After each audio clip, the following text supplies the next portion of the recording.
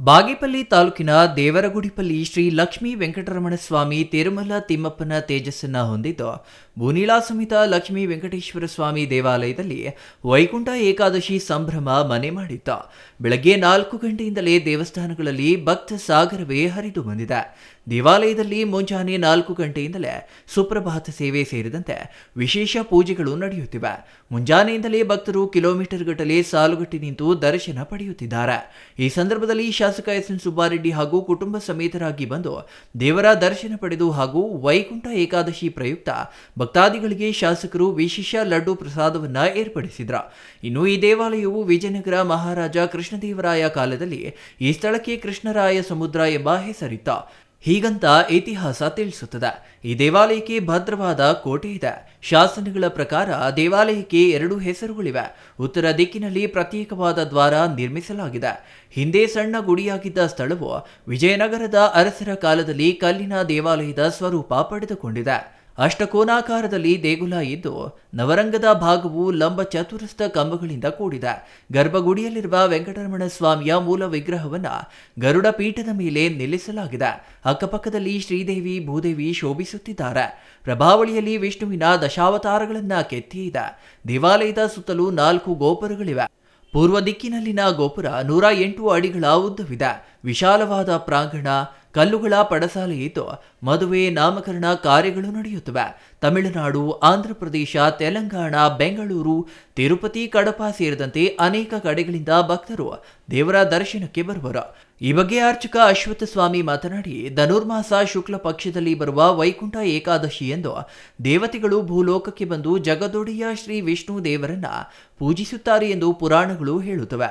ಹೀಗಾಗಿಯೇ ಈ ದಿನದಂದು ದೇವಾಲಯದ ಉತ್ತರ ದ್ವಾರದ ಮೂಲಕ ವಿಷ್ಣುವಿನ ದರ್ಶನ ಮಾಡಿದ್ರೆ ಸಕಲ ಪುಣ್ಯಗಳು ಪ್ರಾಪ್ತಿಯಾಗುತ್ತವೆ ಎಂಬ ನಂಬಿಕೆ ಇದೆ. ಇನ್ನು ಶಾಸಕ ಎಸ್.ಎನ್. ಸುಬ್ಬಾರೆಡ್ಡಿ ವಿಶೇಷವಾದ ಲಡ್ಡು ಪ್ರಸಾದವನ್ನ ಏರ್ಪಡಿಸಿದ್ದಾರೆ ಎಂದರು.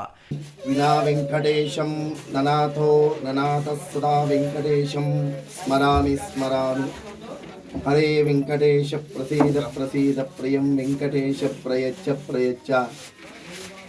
ಈ ಒಂದು ಸಿ ವಾಹಿನಿ ಮುಖಾಂತರವಾಗಿ ವೈಕುಂಠ ಏಕಾದಶಿಯ ಮೊಟ್ಟಮೊದಲ ಶುಭಾಶಯಗಳು.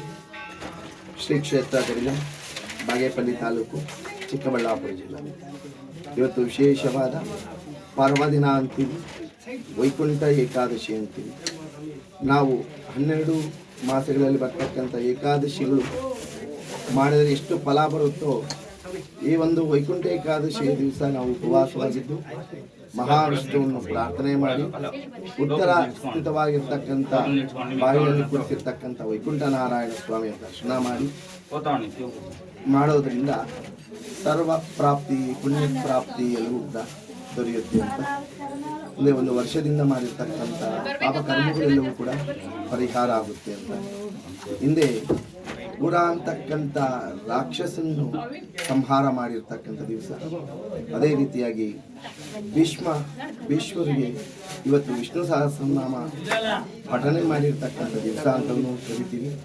ಇದರಿಂದ ನಾವು ಈ ಒಂದು ಏಕಾದಶಿಯನ್ನು ಆಚರಣೆ ಮಾಡೋದರಿಂದ ಅತ್ಯಂತ ಪುಣ್ಯ ಫಲ ಅನ್ನೋದು ಸಿಗುತ್ತೆ.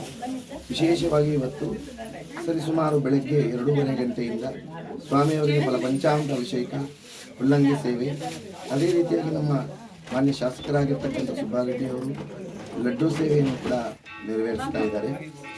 ಈ ಒಂದು ನಮ್ಮ ರಾಜ್ಯ, ರಾಷ್ಟ್ರ, ದೇಶಕ್ಕೆ ಸುಭಿಕ್ಷೆ ಆಗಬೇಕು, ಒಳ್ಳೆಯ ಅನುಕೂಲ ಆಗಬೇಕು, ನಮ್ಮ ದೇಶ ಯಾವಾಗಲೂ ಸಸ್ಯಶ್ಯಾಮಲವಾಗಿರಬೇಕು, ನಮ್ಮ ರೈತಾಪಿ ವರ್ಗದವರಿಗೆ, ಗಡಿ ಕಾಯ್ತಕ್ಕಂಥ ಸೈನಿಕರಿಗೆ ಎಲ್ಲರಿಗೂ ಕೂಡ ಒಳ್ಳೆಯದಾಗಬೇಕು ಅಂತ ನಾವು ಪ್ರಾರ್ಥನೆ ಮಾಡ್ತಾ.